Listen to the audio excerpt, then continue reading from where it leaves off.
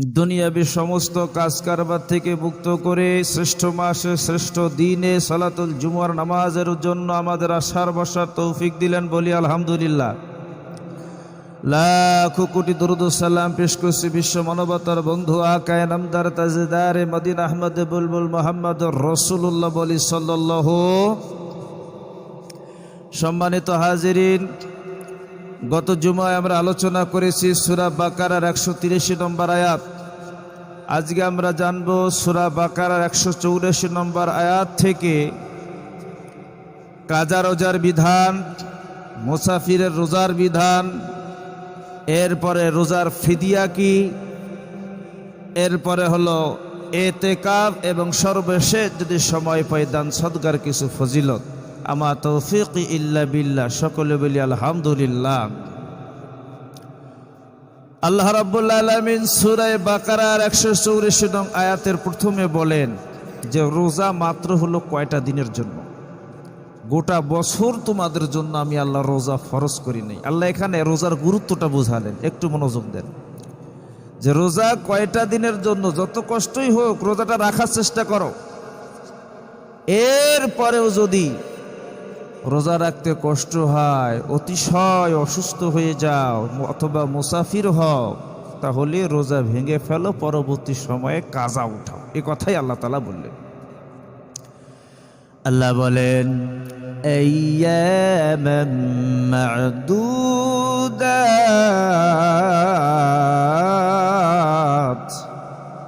আল্লাহ বললেন রোজা মাত্র কয়টা দিনের জন্য, রোজা মাত্র কয়টা দিনের জন্য আমি আল্লাহ সারা বছর তোমাদের জন্য রোজা ফরজ করি নাই, শুধু রমজান মাসে রোজা ফরজ করেছি।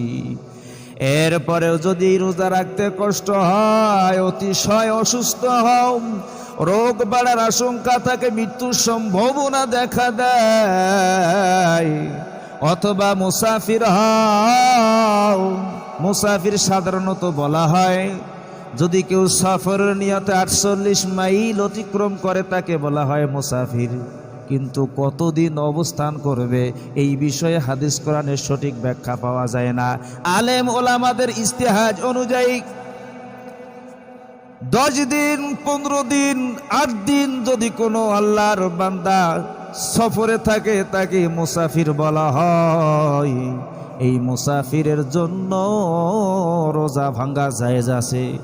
আল্লাহর নবী একবার মক্কা থেকে মক্কায় সফর করলেন, মদিনা থেকে মক্কার দিকে সফর করলেন। উসফান নামক স্থানে আল্লাহর নবীজি বিশ্রাম নিলেন। এই জায়গার মধ্যে পানির ব্যবস্থা করলেন। মায়ার নবীজি হাত উঁচু করে পানি পান করে রোজা ভেঙে ফেললেন। আল্লাহর নবী এখানে এটাই বুঝালেন যে মুসাফির অবস্থায় রোজা ভেঙে ফেলা যায়, কিন্তু পরবর্তী সময়ে গুনে গুনে কাজা উঠাতে হবে। ভাইরা আমার, বিশ্ব নবীজিকে প্রশ্ন করা হলো, ইয়া রাসূলুল্লাহ সুমু ফিস সাফরি ওয়া কানা কাসীরুস সিয়াম। মুসাফিরের রোজার ব্যাপারে আল্লাহর নবীজিকে প্রশ্ন করা হলো।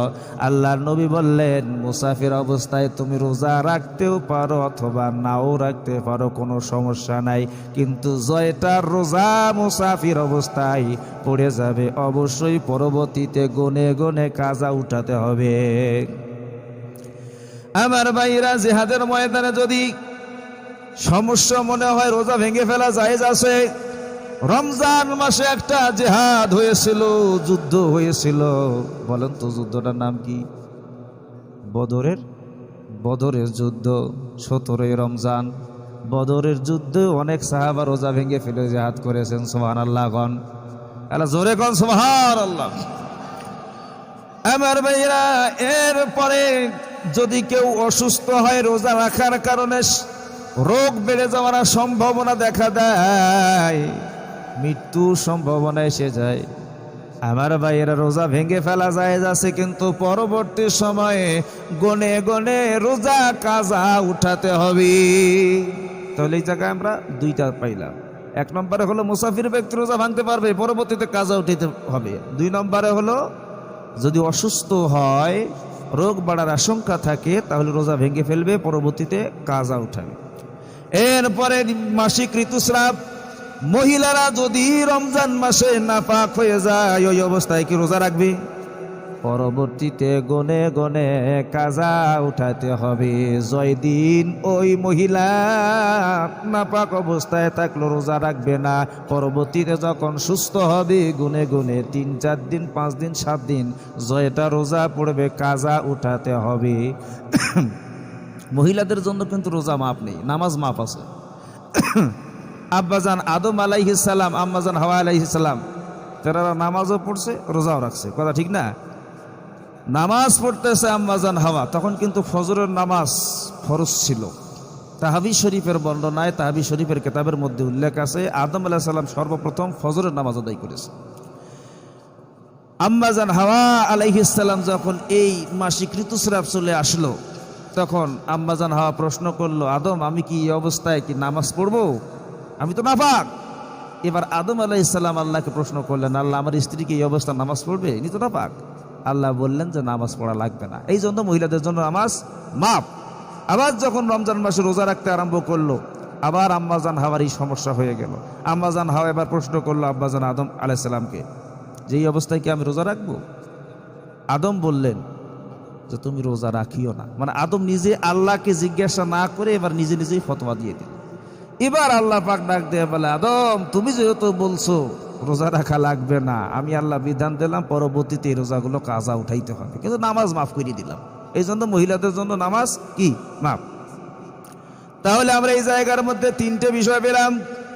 1 নম্বরে মুসাফির, 2 নম্বরে কি অসুস্থ ব্যক্তি, 3 নম্বরে হলো ঋতুবর্তী মহিলার অবশ্যই রোজাগুলি পরবর্তীতে গুনে গুনে কাজা উঠাইতে হবে। এবার একটা প্রশ্ন আছে, ধরেন যে এমন ব্যক্তি, অসুস্থ ব্যক্তি রমজান মাসে রোজা রাখতে পারে না, রমজানের পরে যে রোজাগুলি কাজা উঠাবে এটাও রাখতে পারে না, এক কথায় রোজা রাখতেও পারে না, রমজানেও রোজা রাখতে পারে না, রমজানের পরেও রোজা রাখতে পারে না, কাজা রোজা এটাও রাখতে পারে না, মানে এক কথায় রোজাই রাখতে পারে না। এই ব্যক্তির জন্য বিধান কি? আল্লাহ বললেন, ওয়ালাল্লাযীনা ইউতীকুনাহু ফিদিয়াতুন তাআমু মিসকিন। ফিদিয়া দেবে। কি দেবে? 1 ফিতির সমান খাদ্য গরিব মিসকিনের মধ্যে বন্টন করে দেবে। কোন সুবহানাল্লাহ। এটা কার জন্য? যারা রোজা রাখতেই পারে না, রমজানেও পারে না, রমজানের পরেও পারে না, কাজা রোজাও রাখতে পারে না, এক কথায় রোজাই রাখতে পারে না, এমন ব্যক্তিদের জন্য ফিদিয়া দিতে হবে। একজন লোকের তৃপ্তি সহকারে একদিনের খাবার প্রত্যেকটা রোজার বিনিময়। আজকে আপনি একটা রোজা রাখতে পারলেন না, এই একটা রোজার বিনিময়ে একজন মিসকিনকে পেট ভরে একদিনের খাবার দান করা, অর্থও দিতে পারেন। সর্বনিম্ন হালতে ধরি আমরা, একটা লোকের পেট ভরে খাবারের জন্য কয় টাকা লাগতে পারে, অর্থ দিতে পারেন। ধরেন 500 টাকা, এটা আমি আনুমানিক বললাম, 500 টাকা। তাহলে যদি আপনার 30টা রোজা হয়, আর 30টা রোজা যদি আপনি না রাখতে পারেন, তাহলে 30টা রোজা 500 করে ধরলে 1500 টাকা হয়, কথা ঠিক না?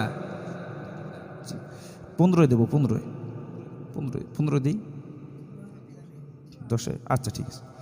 তাহলে এই 1500 টাকা খাদ্য দান করে দিতে হবে ইনশাল্লাহ আমার বন্ধুগণ। তাহলে এখানে আমরা কি পেলাম? ফিদিয়া। অবশ্যই ফিদিয়া দিতে হবে যারা সামর্থ্যবান ব্যক্তি আছে।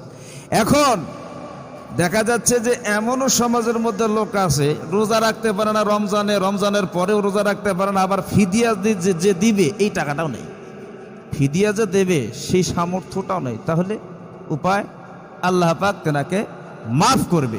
কিন্তু যদি সামর্থ্য থাকে, অবশ্যই প্রত্যেক রোজার বিনিময় 1 ফিতর একজন মিসকিনের, একজন গরিবের খাবারের ব্যবস্থা করা, পেট ভরে খাবারের ব্যবস্থা করা। বাইরা আমার, রমজান মাসের এমন একটা ফজিলত, যেই মাসে যদি কেউ ঈমান এবং ইহতিসাবের সঙ্গে রোজা রাখে, তারাবির নামাজ পড়ে, তারাবির নামাজ, তারাবি শব্দের অর্থ হলো বিশ্রাম। কি তারাবি অর্থ? বিশ্রাম। ঈমান ইহতিসাবের সঙ্গে তারাবির নামাজ পড়ে রোজা রাখে, আল্লাহ পাক রব্বুল আলামিন জিন্দেগীর সমস্ত গুনাহ মাফ করে দেবে। কোন সুবহানাল্লাহ। তারাবির নামাজ তেলাওয়াতের হক আদায় করে নামাজ আদায় করতে হবে। অনেক মসজিদে সূরা তারাবি পড়েন আর খতম তারাবি পড়েন, অবশ্যই তেলাওয়াতের হক আদায় করা লাগবে। বুঝেন নাই? 4G 5G স্টাইলে তারাবি আমাদের দেশে আছে না নাই? এই জন্য খুব সাংঘাতিক ব্যাপার, তারাবির নামাজটা পড়বেন ধীরে সুস্থে, যেন তেলাওয়াতের হক আদায় হয়, মাদ মাখরাজগুলো উচ্চারণ হয়। সামনে আমাদের একটা আরও গুরুত্বপূর্ণ ফজিলতপূর্ণ সময় আসতেছে, হলো এতেকাফ। কি এতেকাফ শব্দের অর্থ হলো পড়ে থাকা, অবস্থান করা, আল্লাহর ঘরে ভিক্ষুকের মতো পড়ে থেকে ভিক্ষা চাওয়া, গুনাহ মাফ চাওয়া। সুবহানাল্লাহ। এই এতেকাফ ফরজ কিফায়া, সুন্নত। এই এতেকাফে যদি কোনো আল্লাহর বান্দা বান্দি একদিনও অবস্থান করে, মাসালার কিতাবের মধ্যে আছে 500 বছরের রাস্তা জাহান্নাম থেকে দূরত্ব হয়ে যাবে। সুবহানাল্লাহ। এতেকাফে লোক পাওয়া যায় না বসানোর জন্য, যেহেতু সামনের জুম্মার পাচ্ছে না, সামনের জুম্মার আগেই বৃহস্পতিবার এতেকাফে ঢুকতে হচ্ছে সম্ভবত। তো এই জন্য এতেকাফের বিষয়টা নিয়ে আসলাম। এই এতেকাফ সমাজ থেকে যদি না থাকা হয়, মসজিদে অবস্থান, মহিলার জায়গায় এতেকাফ করবে, অর্থাৎ বাসার মধ্যে নির্দিষ্ট একটা জায়গায় নির্বাচন করে নেবে, পুরুষেরা পুরুষের জায়গায় বলতে মসজিদের মধ্যে এতেকাফ করবে। এতেকাফে 2 জন থাকা জরুরি। কয়জন?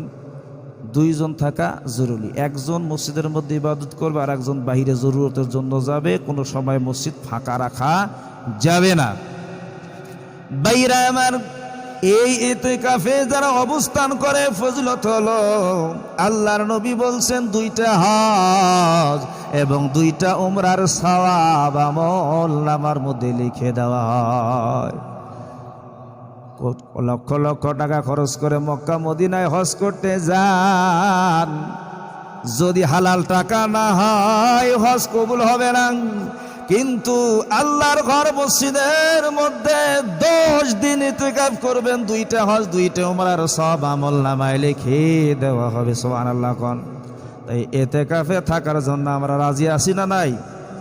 আমার ভাইরা, এই ইতিকাফে যতক্ষণ পর্যন্ত থাকবে ইতিকাফের লোক, ততক্ষণ পর্যন্ত সব লেখাই হয়। বাহিরে যদি সময়টা কাটায়, অনেক সময় দোকানের মধ্যে বসে গীবত করবে, বাহিরে বিভিন্ন পাপাচার হয়ে যাবে। কিন্তু আল্লাহর ঘর মসজিদে যতক্ষণ থাকবে কোরআন তেলাওয়াত করবে, নফল নামাজ পড়বে, জিকির তাসবিহ তাহলিল পাঠ করবে, ফেরেশতারা আমল নামার মধ্যে নেকি লিখবে। আর একবার কোন সুবহানাল্লাহ। আল্লাহর